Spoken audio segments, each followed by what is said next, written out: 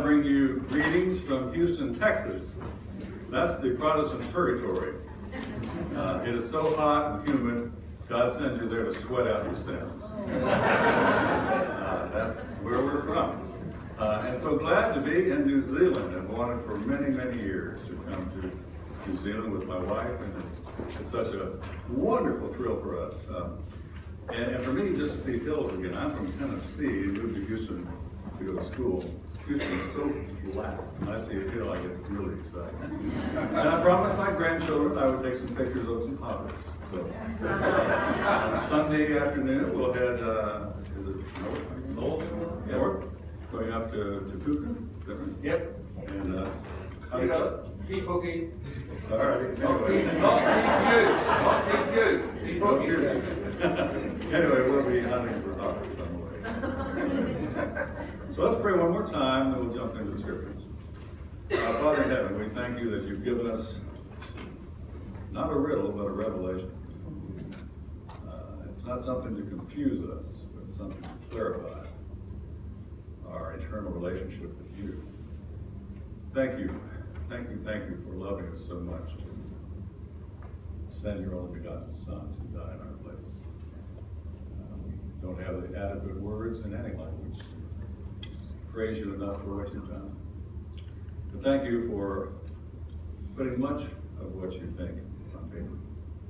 And we can peer into your mind and heart and see what you care about. And may our desires line up with yours. We pray in Jesus' name. So Sally was a sweet little girl. She grew up in a pastor's home. About all she knew was the Bible and Bible stories. Early on decided she wanted to be a missionary. So she went off to Columbia Bible College. 50% of their graduates become missionaries. She wound up down in Kenya, but she got so sick with malaria and various other diseases that they sent her home. She said, "No, come back." So she wound up going to a college there in Texas, married a wonderful Christian engineer.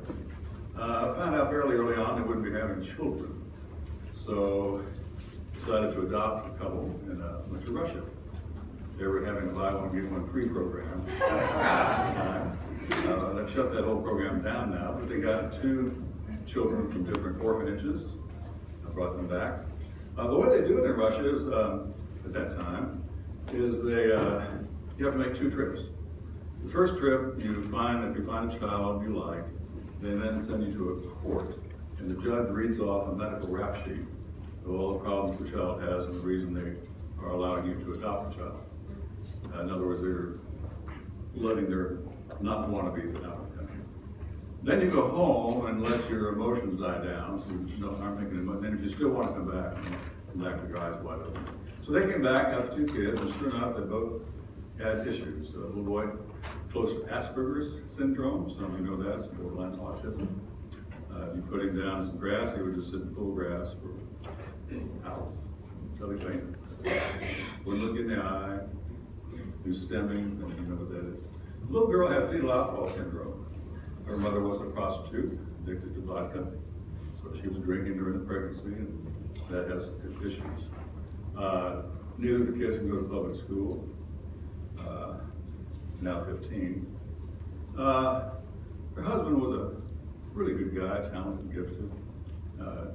Became part of the largest welding company in the world. Was in R&D, studying how to make better welds to keep buildings from falling. Traveled for the company. In the midst of traveling, ran into prostitution, became addicted, spent a number of years unknown to Sally, involved in this kind of activity. It was finally discovered. A lot of trauma, even some potential demon possession. She stuck with him. He's been delivered. But what happened to her dream? All she ever wanted to be was a missionary. Now she's tied to kids, one of whom she thinks will never be able to hold a job.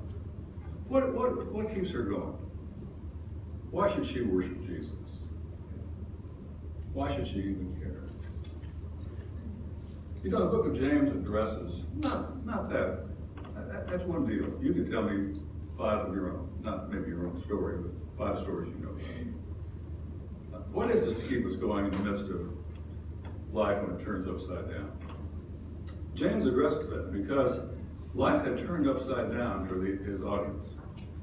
Many scholars believe James was the first New Testament book written, at least the first epistle. Because James used to be the head of the church in Jerusalem. And when persecution began, and it began in Jerusalem, it didn't begin in Rome. It began in Jerusalem when Saul of Tarsus killed Stephen. And so the Jewish Christians scattered. You know, they used to meet at the temple, as many as 10, 15,000. It was a mega church. And then they'd break up into small groups and meet from house to house during the week. But they scattered. There were no more big meetings. So Robert Anderson has done a numerological study from the New Testament. He says he can't find any evidence of a church greater than 50 people.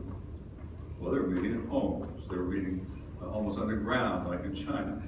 They were trying, in certain cases, to avoid persecution. But because of that, the electricity had been cut off, you might say. They were cut off from their Jewish roots. And you know how the Jewish people are with money and sticking together as a family. They were in a foreign country that weren't liked by the Gentiles. Things were pretty rough.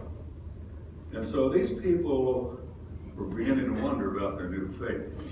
They were somewhat stupefied. They were sitting in the easy chair, kind of paralyzed. What next?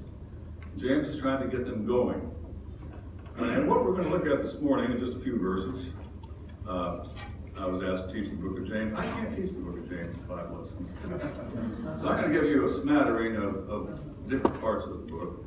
But we're going to start right at the beginning in James 1. And as we do so, I'd like to call this lesson God's University. I guess that's up on the screen. You know, when I went to college or the university, I was very, very fortunate to get into a small school where it was free for everybody to study. One wealthy man, William Morris Rice, gave his fortune so that all the people who went there got to go free. And so that was wonderful.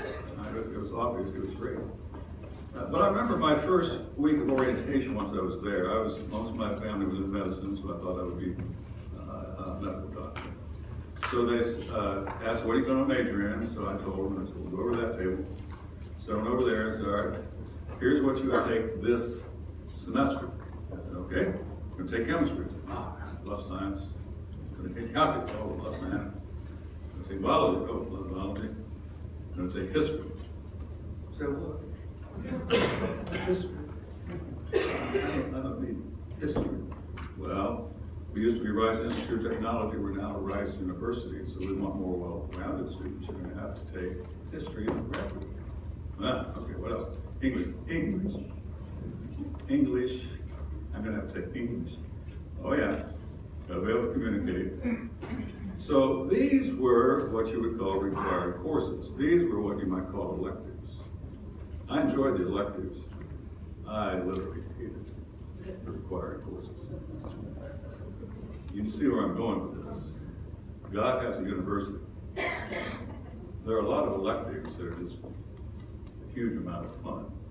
Very, very edifying, very uplifting. But some of the trials we run into in life are what I would call the required courses. The required courses. You know, some of these required courses that cause people to drop out. There were 450 people in my class. 250 graduated. The other 200 did not flunk out, a lot of them did. A lot of them transferred because their grades were so low. 6 of them committed suicide. It was tough. They didn't like the required courses. Most of us did. But if you wanted to graduate, perhaps go to your next step in your career, you needed to take the required courses. There's a graduation day for us as Christians, right? And when would that be? Like maybe when Jesus comes back?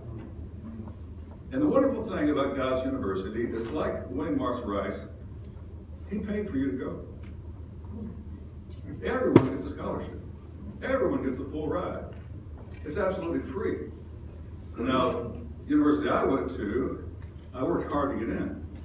University he worked hard so he could get it. He paid it all.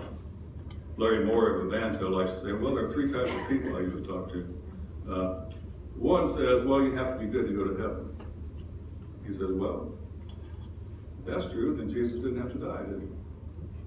And other people say, well, no, you have to believe in Jesus, but you still have to be good to go to heaven. He said, well, that's true, then Jesus really didn't do enough, did he? And there's a third group that says, Jesus paid it all. And that's the group I fall into. Jesus paid it all. All my sins were paid by him. And he offers us a free gift, absolutely free. Just for the receiving. Just receive it. To as many as received him, to them he gave the right to become, the verse, the children of God. Well, who received him? It tells you, doesn't it? Even those who believe in his name. Just believe. Gospel of John mentions that word 99 times. For God so loved the world, he mentioned it. Believe. Whosoever believes in him. So, that gets us in the university. But once you're in the university, it doesn't stop there. You don't go from entering the university to graduation day. Graduation day for you, maybe 5 years down the road, 10, 20, 30, 50, 70. Who knows how long, only God knows. But along the way are some electives I'll bet you never had in your mind when you started down the journey or when you entered the university. God in his omniscience knows we need these things. We, in our finite little pea brains, don't really know what we need. But he's interested in developing full-fledged, fully devoted followers of Jesus Christ who look like him. That's what it says in Romans 8. You're predestined to be conformed to the image of his Son. Or 2 Corinthians 3:18. Beholding the Lord, you're going to be metamorphosed into self-same image and become like Jesus. And so that requires some of these electives. So as we start off in this passage, first verse, let me just say a word about our author. I won't say much.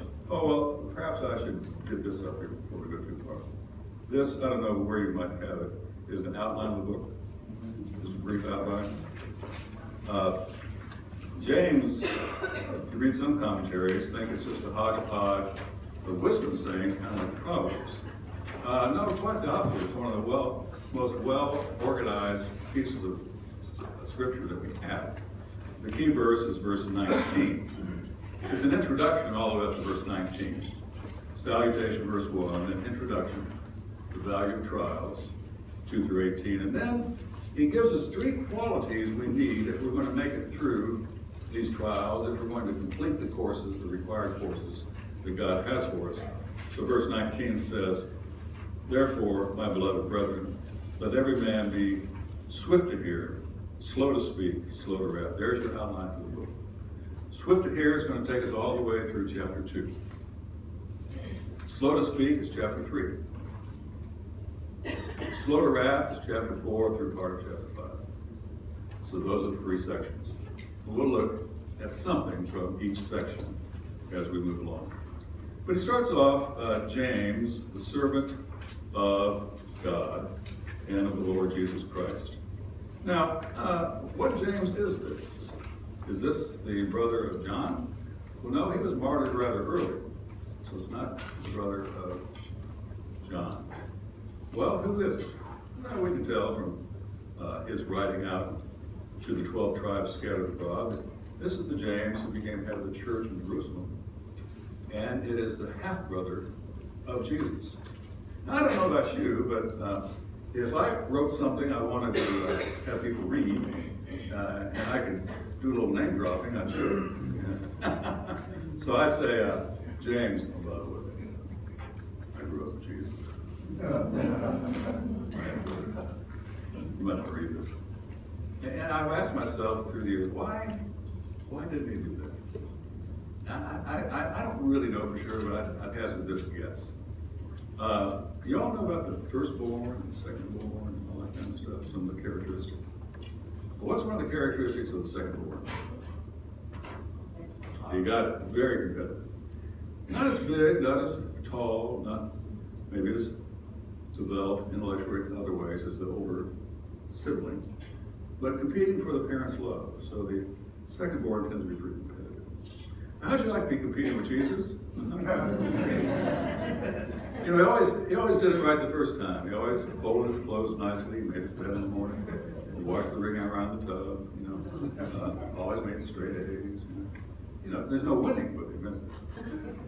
And there's just a chance of a little bit of bitterness developed between the two. We know his family went after him in the middle of his ministry because they thought he was crazy. We don't bring him home, right? We know that James never believed in Jesus while Jesus was alive. What's he doing writing this book? He's certainly a believer here. If you go to 1 Corinthians 15, Jesus made a personal appearance just to James, all by himself. Can you imagine that meeting?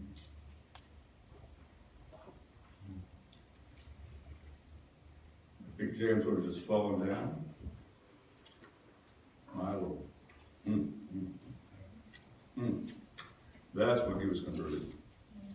And so I think, just a guess, really, that he didn't want to identify with Jesus in his life. It was even rumored that Jesus was illegitimate. And if Jesus were illegitimate, guess what James would do? A double portion, called the right of primogeniture. The firstborn got a double portion.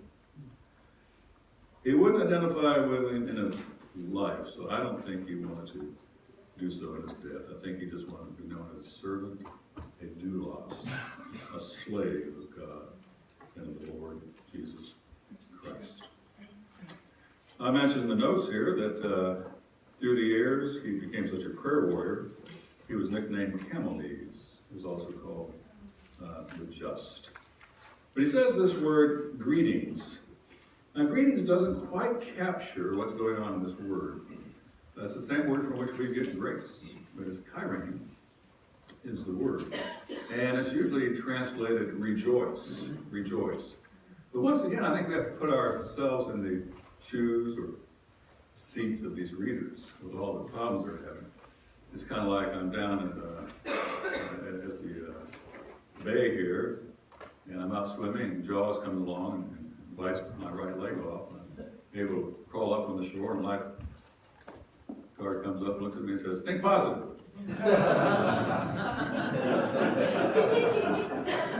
Think positive? You trying to mock me? You know, I'm toast here. What is Christianity? Some sort of psych out? Is it the power of positive thinking? Is that what it is? No. In that one word, James encapsulates his whole letter. In that one word. He genuinely believes that you can have genuine joy in the midst of your trials. He believes that Sally can have genuine joy in the midst of her trials. He believes all his readers can have genuine joy. And that's why he goes on in verse 2 and says, "Count it all joy." So he's going to talk to us about how to respond to trials in verse 2. Then he's going to go on in verse 3 and talk about the reason for our trials, and then the results of these trials in verse 4. And so we have the responding to trials in verse 2. My brethren, count it all joy. I'm going to stop here just a moment on the word brethren. There are whole branches of theology that say James is writing to a mixed audience. And when I was taking my orals for my doctoral, I was the only preacher in the program. All these other guys were scholars. And they said, well, no, don't you speak to a mixed audience? I said, what do you mean? He said, you don't think all your people in your church are going to heaven, do you? I said, no, I'm sure they're unbelievers and believers. He said, well, that's the way it is with James, writing to a mixed audience. But just because he says brethren doesn't mean these are born-again people. And that becomes You don't know how big that is. That becomes huge as you go through this book. But I want to show you that's not true. I want to show you when he says brothers, he means brothers. Look with me at verse 19 again. Therefore, my beloved brethren, who's that? You got your Bibles open? You're going to need them to follow me. All right, verse 16. Do not be deceived. Who's he talking to? Not brother, my beloved brethren. Is that the same beloved brethren as verse 19? Well, sure it is. Verse 16. Do not be deceived, my beloved brethren. Every good gift, every perfect gift is from above, comes down from the Father of lights, with whom there is no variation or shadow of turning. By the way, I'm reading from the New King James. I know there are lots of translations out there. Hopefully we can keep up with one another. Verse 18. Of his own will he brought us forth. Now that's a birthing term. And he says he brought us forth by the word of truth. So is this physical birth or spiritual birth? This is spiritual birth. This is talking about being born again, right? Of his own will he brought us forth. Who's the us? Brethren plus? I think I heard it. No, they're beloved brethren, all right, but someone else in here. Brought us forth. Brought us forth. Come on. James. The author's in here. Brought the beloved brethren forth, brought James forth. Do you think James will be in heaven? Please say yes. Please. My theology hangs on him. Yeah, of course he will be. And so will the beloved brethren. So in the book of James, when you see the word brother, which is extremely important to understand, he's talking about born again people. And so in my orals, I said, well, sure, I speak to a mixed audience, but I knew they weren't preachers. Because when I preach to my church, I'm teaching the scriptures, and I'm teaching them to edify and build up the believers. At the end of the sermon, I realized there are unbelievers there. So I just stopped and I said, okay, if none of this I said this morning makes any sense, it could be that you've never been born into God's family. So if you'd like to be, I just give the gospel and I lead them in a prayer. So my point is, most of my message is to believers, and I address unbelievers. But I never address unbelievers as believers. Neither does James. These are born again people. My brethren, count it all joy. Now the word count it, there are 4 words in the Greek language for coming to a conclusion. 2 of them are based on feelings. I mean, I just feel it. I know it's true. I feel it. 2 of them are based on facts, accounting. You just add things up, draw a line under, conclusion. This is one of those 2. It's based on facts. One of those 2. It's based on facts. Hey, get the line. But the tense of the verb, now, I don't know about New Zealand. Where I am in America, they don't read anymore. They watch video games, play video games, watch movies. Everything's visual. If I mention tense, they kind of go like this. They're past, present, future. Not that complicated. And this is in a particular tense that is a moment in time. It's like that. It's what I call the bolt action tense. Any of you hunters? If you have a 30-06 or 243 or whatever you might have, you put one bullet in, put the bolt down, pull the trigger, one bullet goes out. All right, that's the bolt action. That's this tense. Now later on we're going to see what I call the machine gun tense. Right. That's different. This is the bolt action tense. And what it's saying is, in the midst of your trials, when they hit, it just doesn't feel good at all. There's nothing that feels good about a trial. And trials can disorient us. Have you ever slept doubled up at night? I have, from trials. It hurt so badly that I couldn't sleep without doubling up in the fetal position, night after night. It felt horrible.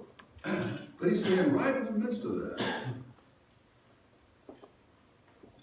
if you can get God's perspective on it, if you can get the eternal facts together, Man, at a moment in time, it can be all joy. It's kind of like being in a dark closet. You know there's a light up there, and you know there's a string, and you're just reaching around, and all of a sudden you grab the string and pull, boom, it's all light. It's interesting, he doesn't say part light. There was a song many, many years ago about the silver lining around a cloud, and caught by, it goes in front of the sun, but you can see the silver lining. Well, James is not giving his silver lining philosophy of trouble. He says it's all joy. All joy. As a matter of fact, that particular word I've put in your notes here means unadulterated, unmixed, absolutely pure joy. Wow. That's a mighty big statement. Mighty big statement. Count it all joy. And then he says, when, my beloved brethren and sisters, would you notice it doesn't say if? It doesn't say if. It says when. When I was in college, many of us were presenting something called the four spiritual laws. You had these little circles, and this little circle is messed up, non-Christian. This little circle is harmonious, Christian. And we were presenting, if you'll trust Christ, your circle will go from this to this. Lots of people trusted Christ, and it didn't go from this to this. Now, maybe over time it did, but it wasn't anything instantaneous. And that's never been a promise. He didn't promise you a rose garden. What he promised you was a trial. What do you give to the man who has everything? You give him a trial. That's what it says in the rest of the introduction. It talks about the poor man, it talks about the rich man, it talks about God is exalting the poor man, it talks about he's blessing the rich man because he's making him humble through the trials. He said when, not if. Any of you been to New York City? Hands? Been down in the subway system? Been underground? Ever been down there during rush hour? Woo! Get these long lines waiting to get on. One guy was down there, he waited his turn, he was finally first in line, and train came in, stopped, doors open, but the guy in line on the other side had motion sickness. You know what that is? And when the door opened, he relieved himself for the first guy in line. This guy was so shocked, he just stood there, didn't move. Door shut.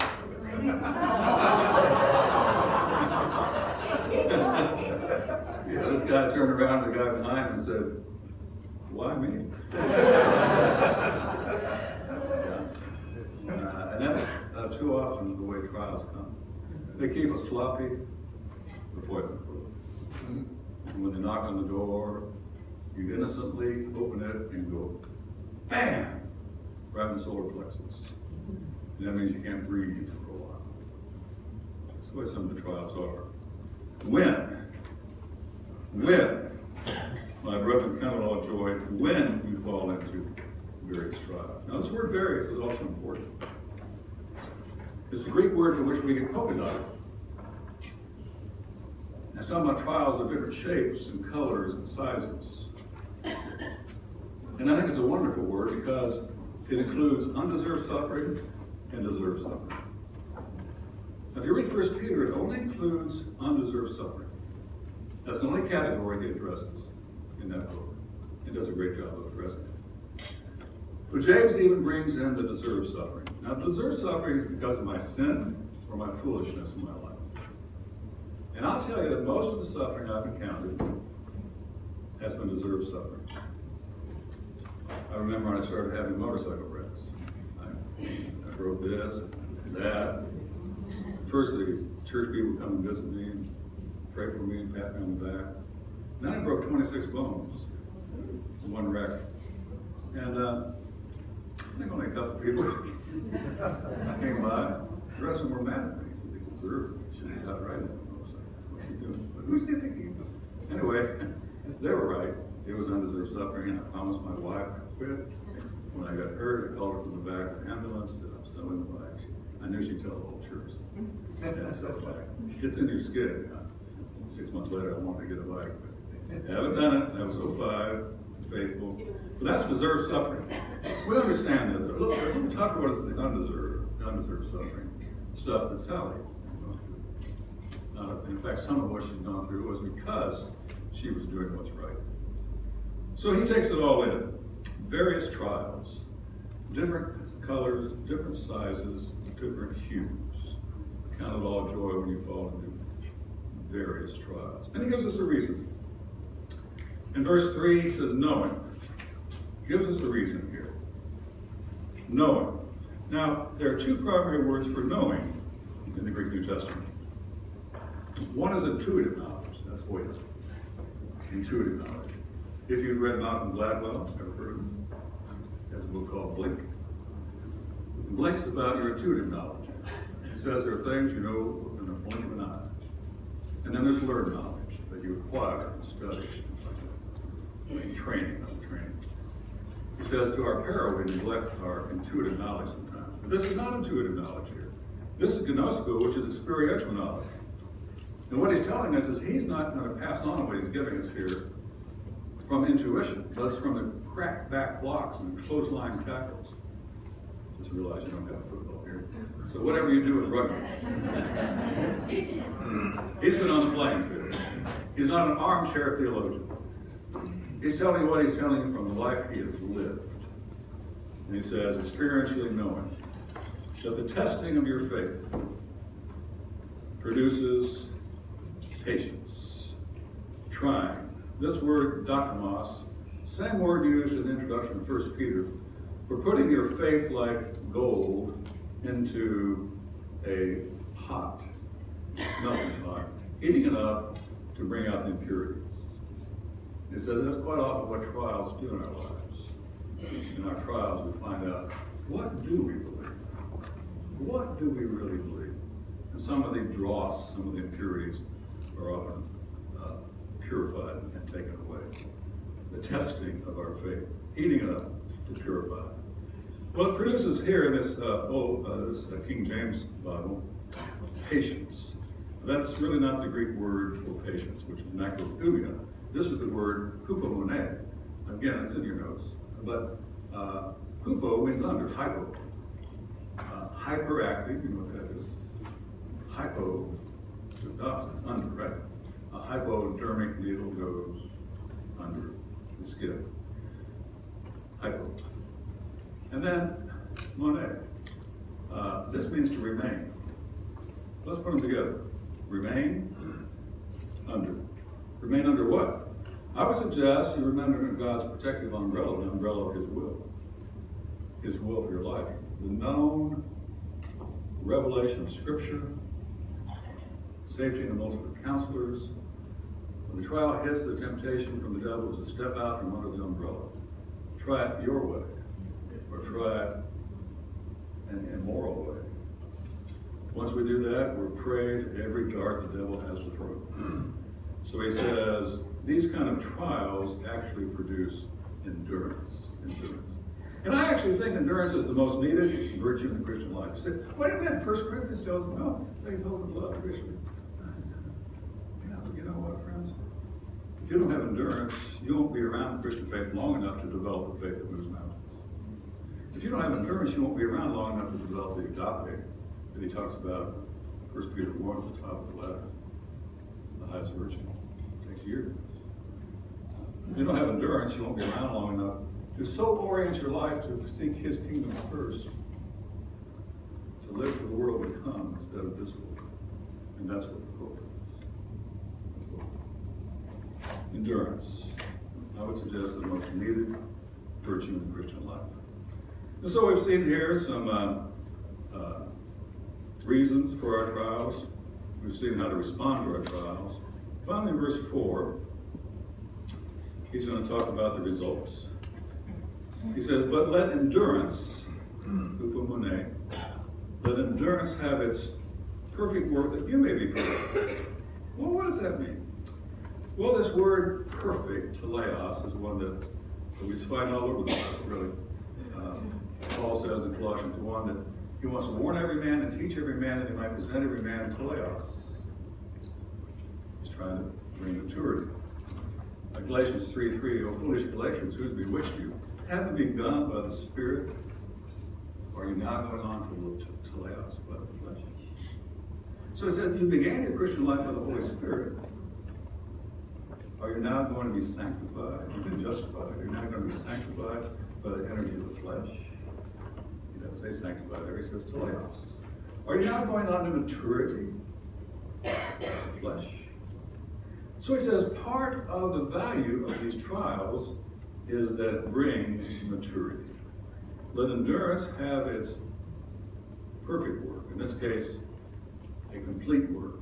It's the word shalom in Hebrew. It's a completeness, a fullness, more than just peace. Why? Why should we do that? Why should we let endurance have its complete work?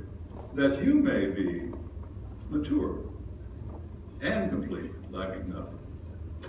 This word complete is the word holokleros, another compound word, whole. Kleros was a lot. It's your allotted portion.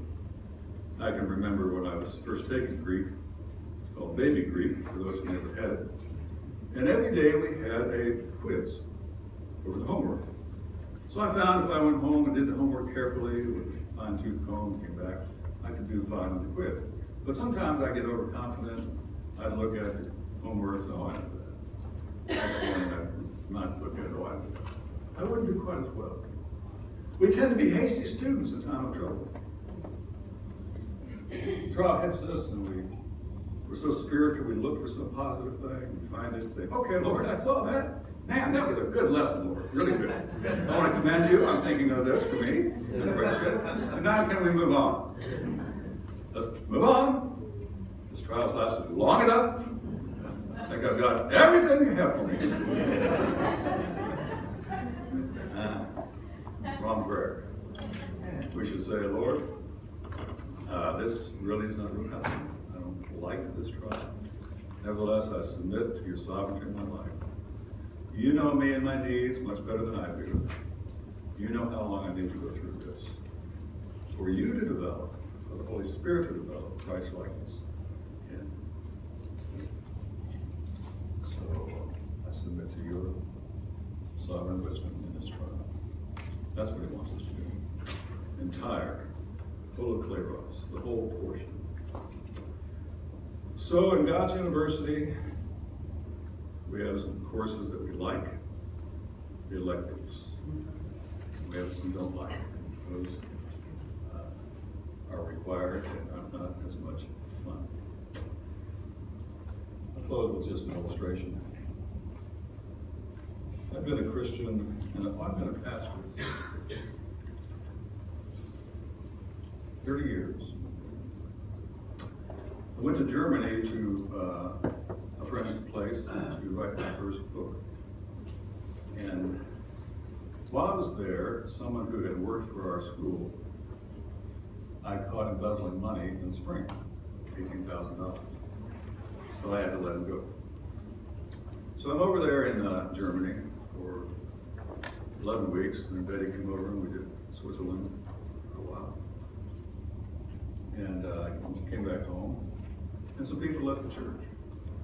So I started investigating, and this guy waited for me to leave, and then started meeting individually with, we counted 20 different men in Stock County, and telling them horrible things about me that weren't true. That I had a lot of women on the side, and all sorts of stuff. And so the elders brought him forward. He wouldn't meet.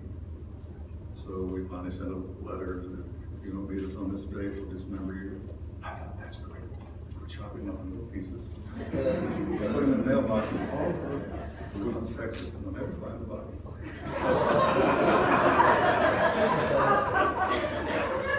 Do pastors have thoughts like that? No, dismember meant to write him a letter where he's no longer a member of the church. That's what it means. We get in return a letter from his lawyer. Any further communication with my client would be through me. So the date came and we sent the letter dismembering him from the church. Well, that really hurt. Really hurt. I'd actually helped that guy get a job after seminary. And I like to walk at night. And that's when I counsel the Lord.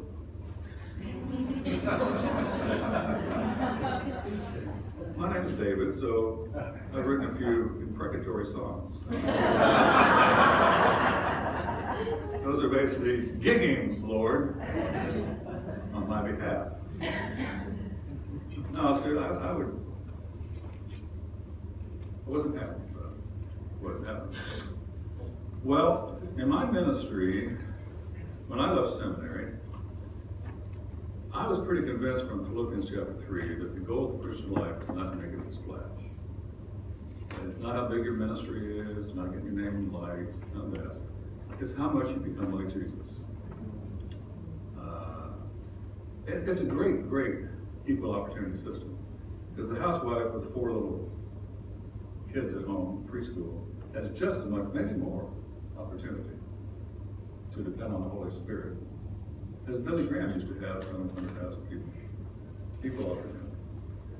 And so I'm walking around the block, I'm talking to the Lord about this guy, how unfair this is, and can we figure out some way to get him, Lord?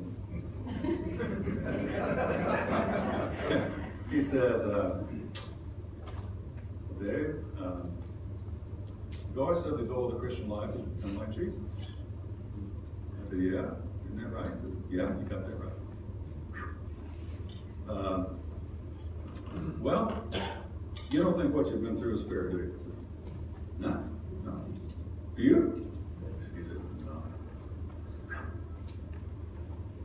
What percentage of my son's suffering do you think is undeserved?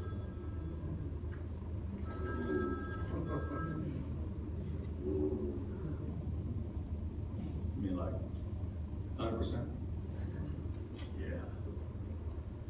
How do you think you're going to become like my son without going through what he went through? Boom! Light. Boom! Joy. Instant joy. Pure, unmitigated, unmixed, unadulterated joy. And I generally could sing praises and thank him for what that guy did. 7 years later, he came back and asked my forgiveness at lunch. I started to say, do you believe in restitution? Meaning, why don't you write a letter to all those people and tell them you're lying? But I knew he probably didn't do that. So, but I did forgive him. But I can genuinely say, I love him.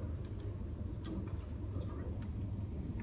Father in heaven, we go into so many things that we don't understand. We're so glad you do.